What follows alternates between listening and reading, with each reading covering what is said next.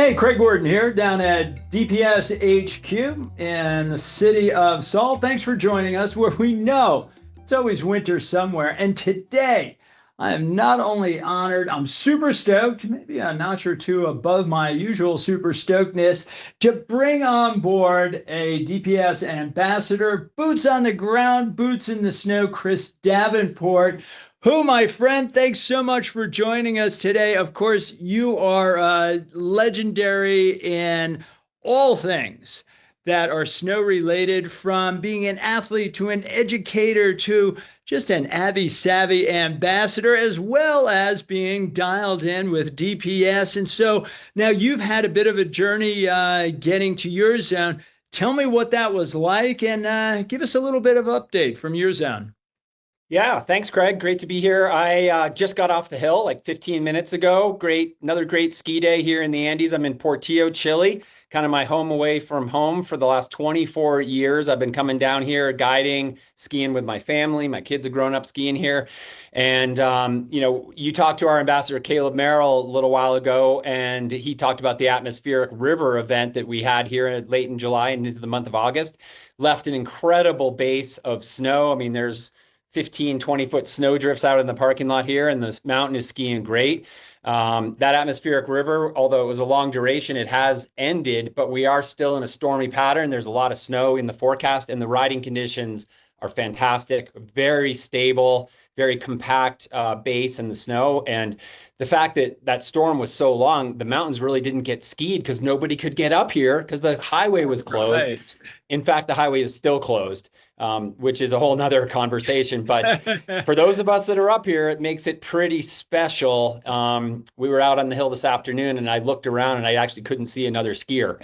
So pretty cool. Things are going great. Yeah, been down here for a week with my family. I got bunch of other guides and clients coming in on Saturday, and we are going to just ski the heck out of this place.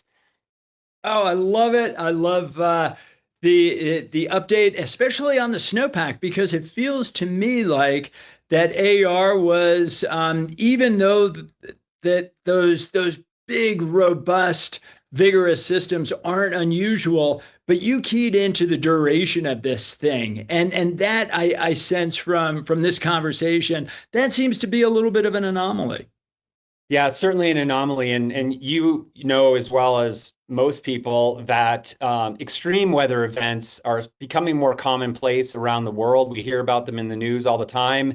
And we get atmospheric rivers, certainly in North America on the West Coast. And they usually, can be 2, 3, 4, 5 days, maybe. This was 3 weeks, so exceptionally long duration for this weather event, and kept the highway closed. It's now been closed for, I think, 28 days. And it's been really challenging from just infrastructure management, logistics, getting food and fuel and things up here to 9,000 feet in the mountains, up 26 switchbacks. It took the government a while to dig the highway out. But I'm a weather geek. I love when Mother Nature does her thing, as long as it's safe for humans. And it was, for the most part here. It was pretty safe. They kind of shut things down, and the mountains got just spackled with snow. And now August is such a great month. It's oftentimes it stays cold. We get storms, but the sun will come out. And because it's fairly maritime here, when the sun comes out, the conditions change pretty quick, right? It's different than Colorado or the Wasatch midwinter, where the sun can come out, but the conditions are still dry and cold, and the riding doesn't really change that fast. Here, it can actually change quickly. But the good news is, in the next 72 hours, we have quite a bit of snow in the forecast, followed by a nice long dry stretch next week. And then it's a little ways out, 8, 9, 10 days, looking like another big snow event. So keeping my fingers crossed.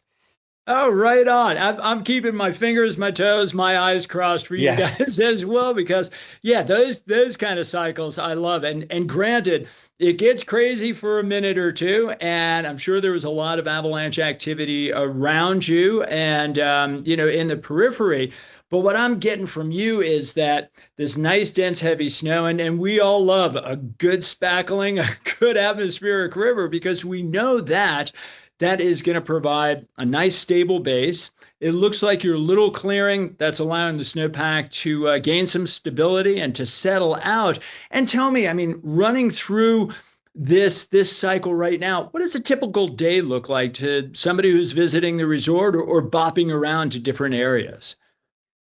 Yeah, I mean, it's not that different than a typical day skiing in North America. You know, we're up and getting coffee and breakfast and out the door at around 9.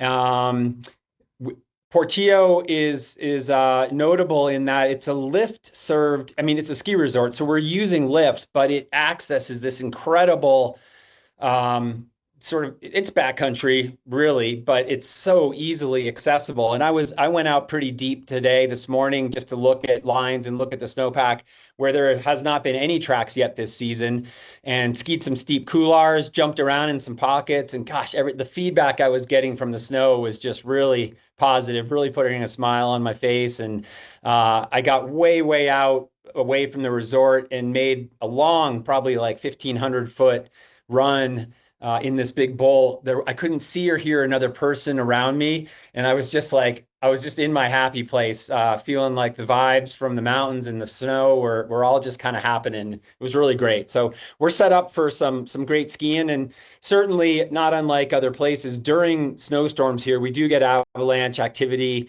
naturally occurring. Sometimes you can hear the avalanches outside of the hotel, because Portillo is unique in that it's not a mountain that kind of falls off on all sides. It's a valley with the hotel at the bottom and very steep mountains going up to almost 14,000 feet on either side.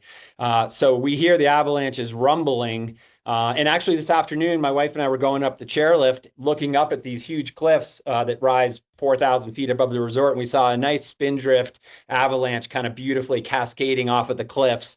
Not a dangerous one, but just, Mother Nature kind of saying, hey, I'm here doing my thing.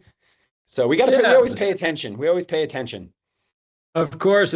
And some connective tissue here with a godfather of ours in the snow science world is Monty Atwater. Remember, he wrote about the Roca Jack, and he wrote about the amazing relief there when he went down in the 60s, I think it was. And He wrote about that in the Avalanche Hunters. And, so not only is he living this romantic time at Alta, but he's also like doing the side hustle to check that place out. So it sounds absolutely amazing. And hey, outside looking in, since again I'm living vicariously through you there, what was the trip like from Colorado into, I'm thinking, Santiago? And could you run us through that a little bit?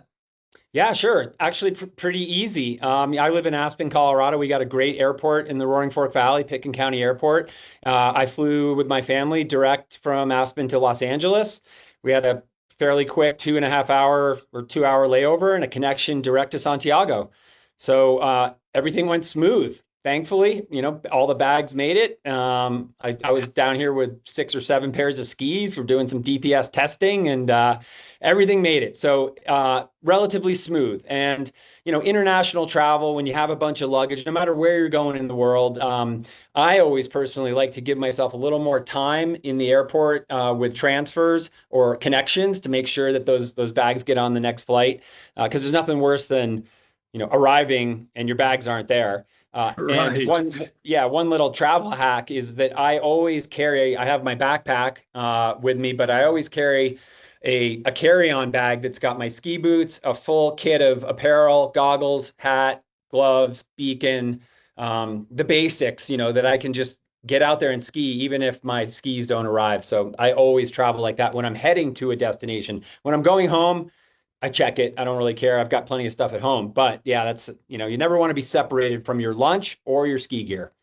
Yeah, fair enough. That's really good anecdotal evidence and suggestions. And hey, so bringing your gear with you, are you traveling with an Abby airbag by any chance? I don't travel with an airbag down here to the Andes. In my experience down here, we generally deal with pretty stable snowpacks. We don't really have any buried weak layers or long-standing instabilities in the snowpack. It's usually new surface snow that might be weak or might be breaking away. It's usually very easy to manage.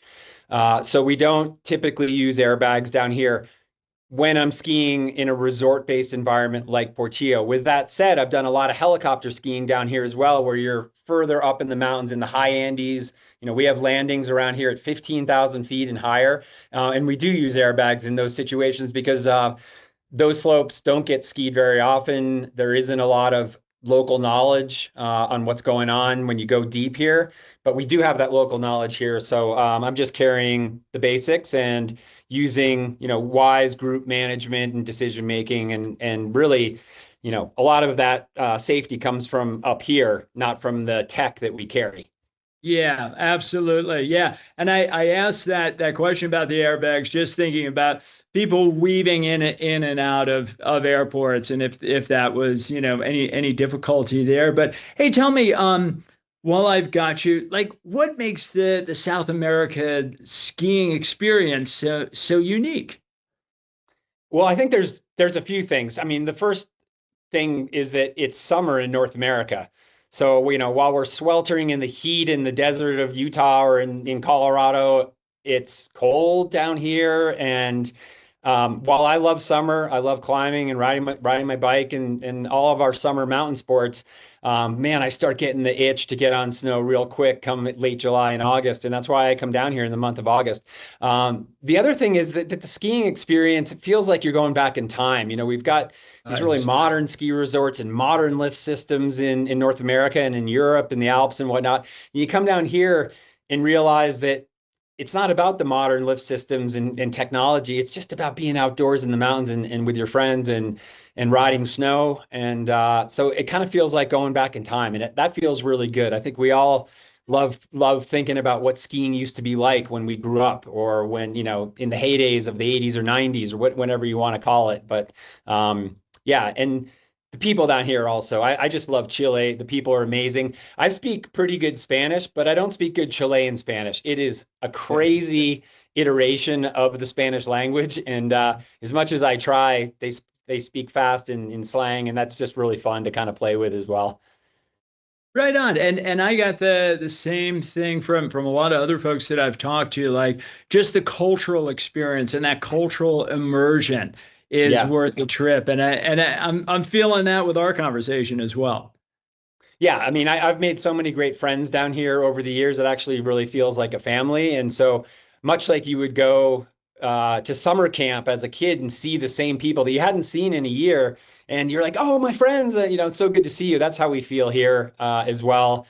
Friends in Santiago, friends down in Patagonia. I spend late in October down further in Patagonia and down in Ushuaia, down in Tierra del Fuego, and you just see the same people, and they are so proud to welcome North Americans down to what they consider their little piece of paradise. And I love that. I love sharing it. And I bring a lot of clients here to ski with me, and I'm very passionate about sharing my stoke for this place with them, because I like people to try to become more worldly or more fluent in the skiing world. And the more you travel, the more you kind of learn about different snow and different mountains and different ways of skiing. And I think that's really important.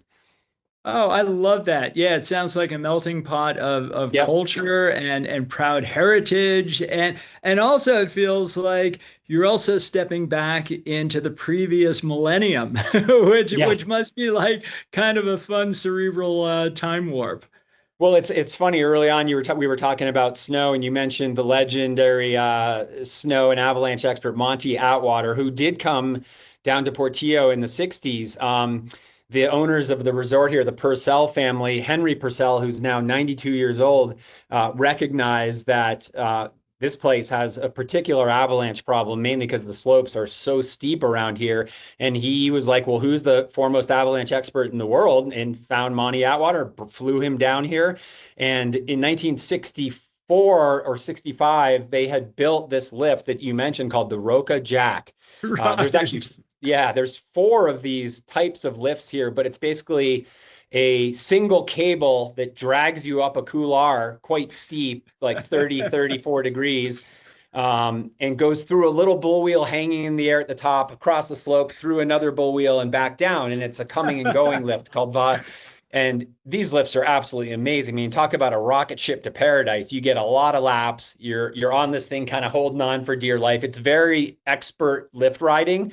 We see people that don't know it. They get thrown off the lift all the time, especially snowboarders get tossed off. It's not easy, but boy, it's really cool.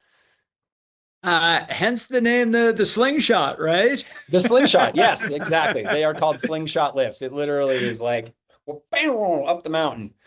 Oh, that's rad. So, hey, if you were to sum up this experience in just a quick synopsis, from booking your tickets to time of year to just pulling this all together, give me a quick tick list of some of the things that I should be planning on and I should be expecting. And then again, when should I maybe start booking my flights? Yeah, it's a great question.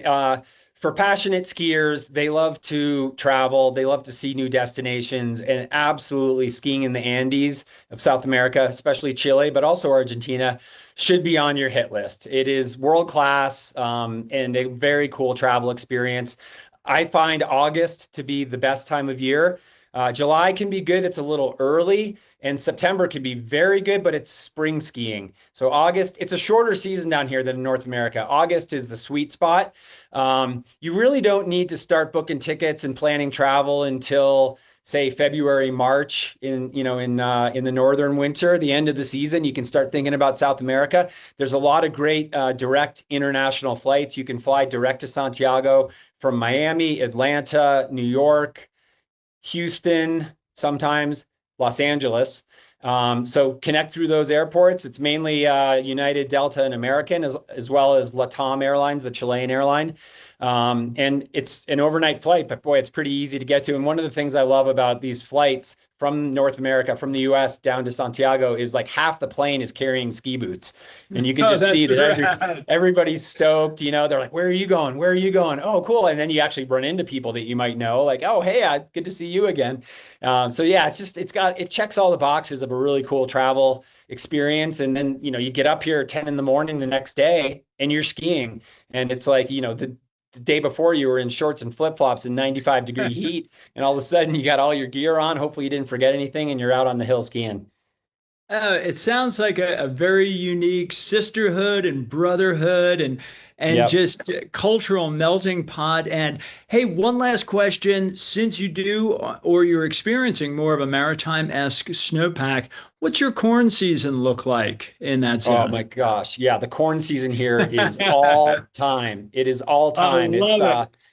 Typically we get clear, cold nights, so everything kind of locks up at night, and really in the morning it's all about timing the aspect that you're skiing. So, here in Portillo, we go and we ski the west-facing aspects. They're getting the sun from the east in the morning, and as that sun shifts over, we shift our program over to the afternoon side, the sunny side in the afternoon, and the corn is like velvet. It's velvet. It's peeling away from your ski. For corn snow, I love like a 94 to 105 in the waist, just enough flotation and carvability. So that's actually the skis that I bring down here. Typically mid 90s and, mid 100s is just a perfect selection. You got a size that can ski everything.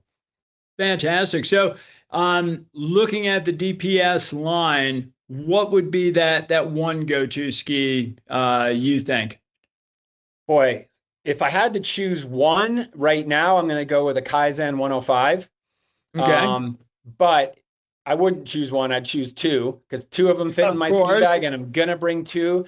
And so this year, I brought a lot more than two, but the two skis that I'm using most would be the Pisteworks 94, because we do get some firmer snow in the morning. We love skiing the long groomers here as well. And then I've got some 105s. I've got Kaizen 105s with Alpine setup, and I've got a Pagoda Tour 105 with ATK high binding, so a hybrid binding that can do it all.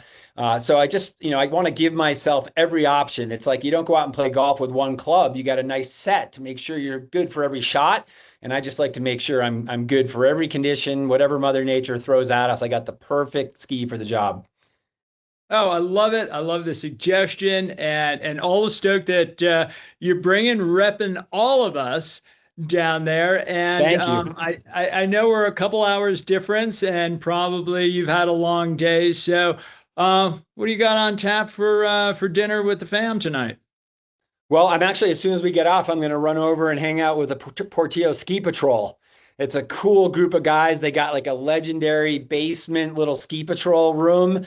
And so sometimes we like to go opera with them and hang out. And I don't understand half of what they're talking about in Chilean Spanish, but my wife's a ski patroller, so we have a common bond and we like to go hang out with them. So I'm going to shoot over there. And then, yeah, we got dinner at 8. And gosh, there's like a party out by the pool going on. There's a disco thing tonight.